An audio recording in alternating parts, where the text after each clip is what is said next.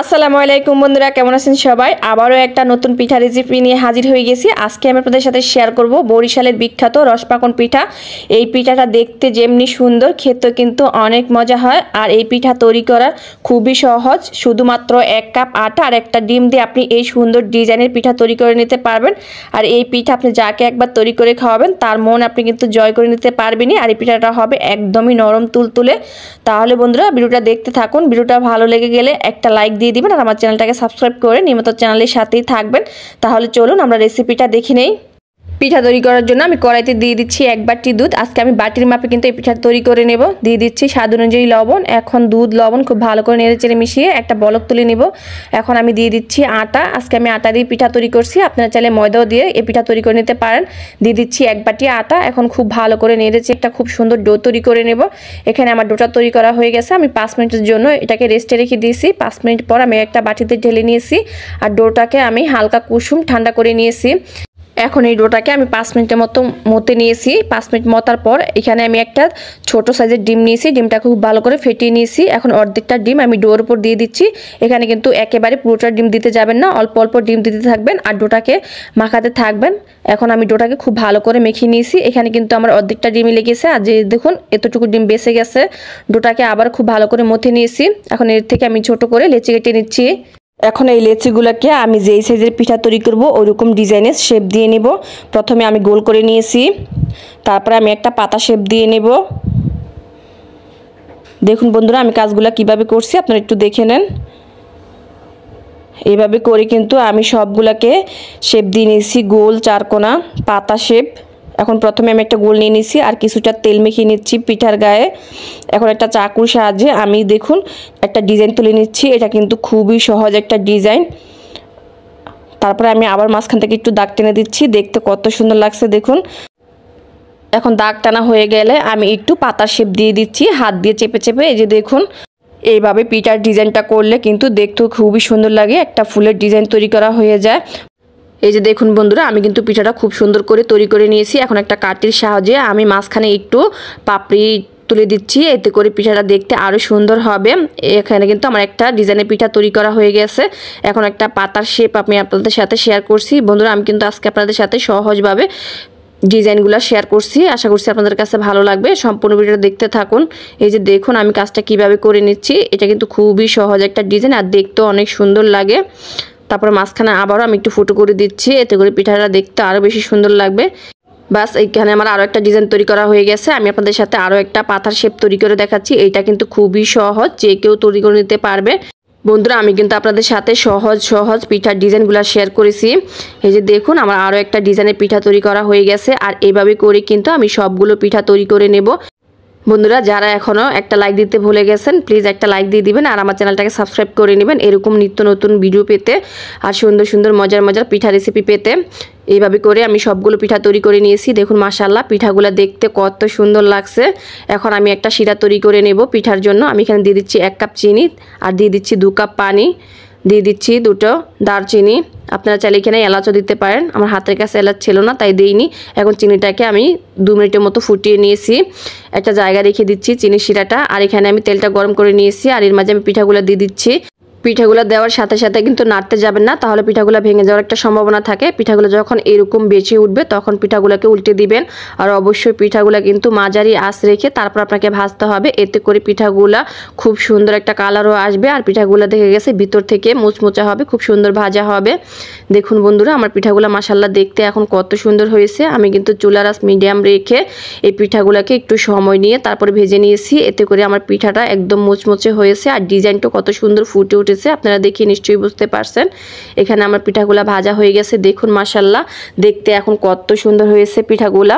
আমার একটা ডিজাইনও কিন্তু মুছে যায়নি বা কোনো নষ্ট হয়ে যায়নি, খুব সুন্দরভাবে কিন্তু ভেজে নিয়েছি। আপনি চাইলে কিন্তু এইভাবে পিঠাটা খেতে পারেন।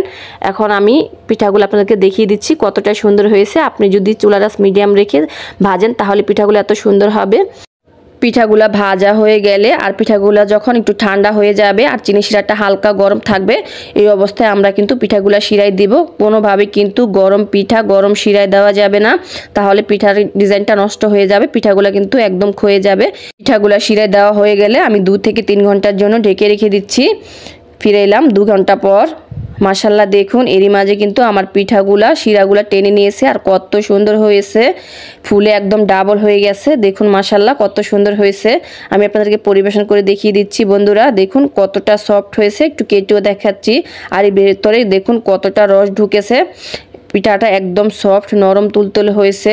বন্ধুরা আপনারা চাইলে যে কোনো অতিথি আপ্যায়নে এই পিঠার রেসিপিটা রাখতে পারেন, সবাই খেয়ে আপনার প্রশংসা করবেই। রেসিপিটা ভালো লাগলে লাইক করে দিবেন আর এরকম নিত্য নতুন ভিডিও পেতে অবশ্যই চ্যানেলটা সাবস্ক্রাইব করে নেবেন। আজকের মতো এখানে বিদায় নিচ্ছি। আল্লাহ হাফেজ। আসসালামু আলাইকুম। পিঠা খেতে পছন্দ করেন না এমন মানুষ বোধহয় কমই আছেন, আর সেটা যদি হয় এরকম বউ সুন্দরী পাটিসাপটা পিঠা তাহলে তার কথাই নেই। আজকে আমি শুকনা চালের গুঁড়া দিয়ে খুব সহজভাবে এই পিঠা রেসিপিটা তৈরি করে আপনাদের সাথে শেয়ার করব। অনেকেই আছেন শুকনা চাউলের গুঁড়া দিয়ে পাটিসাপটা পিঠা তৈরি করতে পারেন না, পিঠা ফেটে যায়, ভেঙে যায়, কাঁচা থেকে যায়। আজকের এই রেসিপিটা প্রথম থেকে শেষ পর্যন্ত দেখলে আশা করছি আপনাদের সেই সমস্যাটা থাকবে না। আর এখানে আমি কিন্তু খুব সহজভাবে ইনস্ট্যান্ট খিরসা সহ তৈরি করে আপনাদের সাথে শেয়ার করব। ভিডিওটা প্রথম থেকে শেষ পর্যন্ত অবশ্যই দেখার চেষ্টা করবেন। এখানে আমি নিয়ে নিচ্ছি 2 বাটি শুকনা চাউলের গুঁড়া, নিয়ে নিচ্ছি এখানে আমি 1 বাটি আটা। আমি এই বাটি দিয়ে মেপি 2 বাটি শুকনা চাউলের গুঁড়া নিয়েছি। দিয়ে দিচ্ছি পরিমাণ মতো লবণ। এখানে আমি দিচ্ছি হাফ কাপ চিনি। আপনারা চাইলে চিনির পরিমাণটা বাড়িয়ে বা কমিয়েও দিতে পারেন। এখন সবগুলো একটু হালকা নেড়ে চেড়ে নিচ্ছি। এখানে নিয়েছি আমি হালকা কুসুম গরম পানি। আমি আঙুলটা কিছুক্ষণ ডুবিয়ে রাখতে পারছি, এরকম কুসুম গরম পানি নিয়েছি। পানিটা অল্প অল্প দিব আর ডোটা মাখাতে থাকবো। পানিটা চেষ্টা করবেন অল্প অল্প দিয়ে মাখাতে, আর হাত দিয়ে মাখিয়ে তৈরি করলে কিন্তু আরও বেশি ভালো হয়। আমি পানিটা অল্প অল্প দিচ্ছি আর ডোটা মাখাতে থাকছি। তবে আপনারা যদি এখানে ভেজা চাউলের গুঁড়া নেন সেক্ষেত্রে কিন্তু গরম পানিটা দিতে হবে না।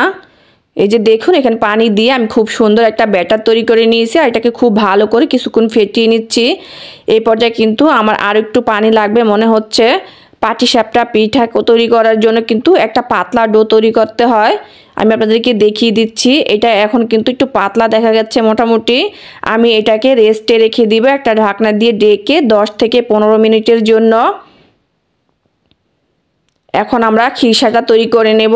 এখানে আমি 1 লিটার গরুর দুধ নিয়েছি, তার মাঝে দিয়ে দিচ্ছি 3 টেবিল চামচ শুকনা চাউলের গুঁড়া, দিয়ে দিচ্ছি এখানে আমি হাফ কাপ পরিমাণের গুঁড়া দুধ, 2 টেবিল চামচ দিয়ে দিচ্ছি সুজি, সামান্য পরিমাণের একটু লবণ দিয়ে দিচ্ছি। তবে মিষ্টি খাবারে যারা লবণ পছন্দ করেন না তারা স্কিপ করতে পারেন, আমার কাছে দিলে মনে হয় এই টেস্টটা একটু বাড়িয়ে দিবে। তারপর আমি দিয়ে দিচ্ছি হাফ কাপ নারকেল কোড়া।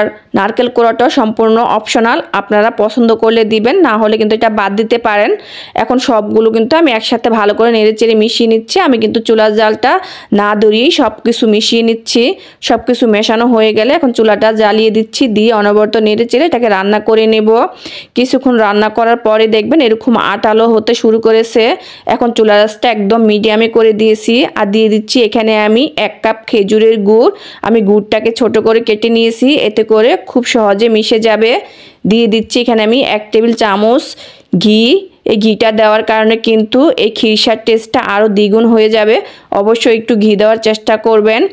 আর আপনারা যারা কিন্তু খিরসা তৈরি করতে ভয় পান গুড় দিয়ে, এই পর্যায়ে যদি আপনারা গুড় ব্যবহার করেন তাহলে দেখা গেছে দুধটা ফেটে যাবে না, খিরসাটাও খেতে ভালো লাগবে। এখন আমি চুলার আঁচটা মিডিয়াম আঁচে রেখে কিন্তু অনবরত নেড়ে চেড়ে খিরসাটা তৈরি করে নেব। এই যে দেখুন আমি খিরসাটা কিন্তু জাল দিয়ে একদম ঘন করে নিয়েছি, আর প্যানের গা থেকে কিন্তু ছাড়তে শুরু করেছে। আমার কিন্তু খিরসাটা এই পর্যায়ে তৈরি করা হয়ে গেছে। আমি আপনাদেরকে দেখিয়ে দিচ্ছি এটা কতটা আঠালোভাবে তৈরি করে নিয়েছি। আর এটা কিন্তু ঠান্ডা হয়ে যাওয়ার পর আরও আঠালো হয়ে যাবে। আমার খিরসা তৈরি করা হয়ে গেছে। এখন একটা প্লেটে নামিয়ে ঠান্ডা করে নিব। ফিরে এলাম 15 মিনিট পর। দেখুন এর মাঝে কিন্তু আমার যে পিঠার মিশ্রণ সেটা কিন্তু আরও ঘন হয়ে গেছে। এটা দিয়ে কিন্তু পিঠা তৈরি করলে পিঠা ভালো হবে না, উপরটা সাদা হয়ে থাকবে, ফেটে ফেটে যাবে। তাই আমি আরও কিছুক্ষণ ফেটিয়ে নিচ্ছি। আর এখানে আবারও হালকা কুসুম গরম পানি দিয়ে দিচ্ছি।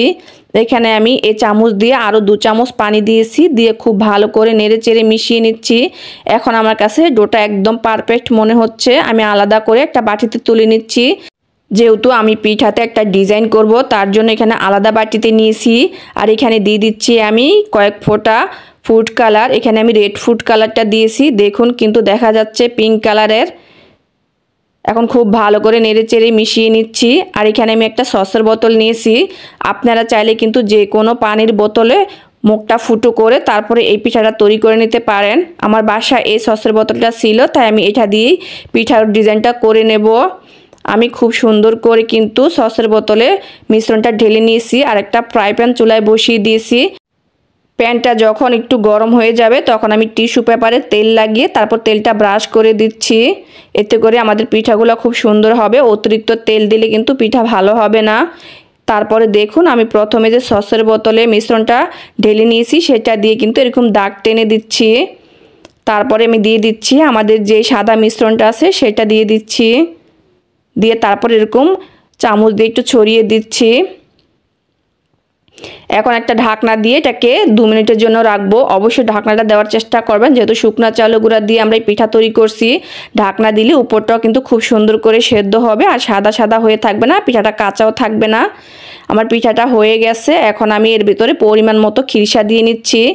আপনারা আপনাদের পছন্দ অনুযায়ী খিরসাটা দিয়ে পিঠাটা তৈরি করবেন, তবে পিঠার ভেতরে যত পরিমাণ খিরসা দিবেন পিঠা খেতে তত ভালো লাগবে।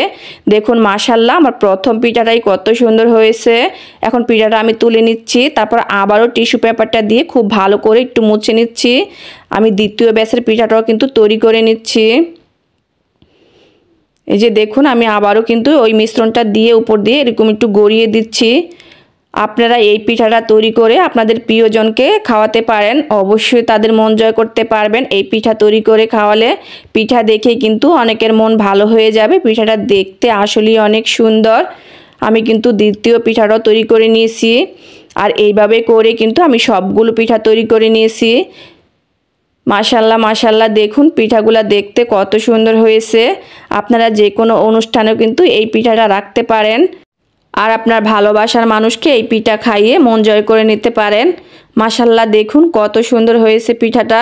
তো বন্ধুরা, পিঠার রেসিপিটা যদি ভালো লাগে অবশ্যই লাইক কমেন্ট শেয়ার করবেন আর আমার চ্যানেলটাকে সাবস্ক্রাইব করে নেবেন এরকম মজার মজার সুন্দর পিঠা রেসিপি পাওয়ার জন্য।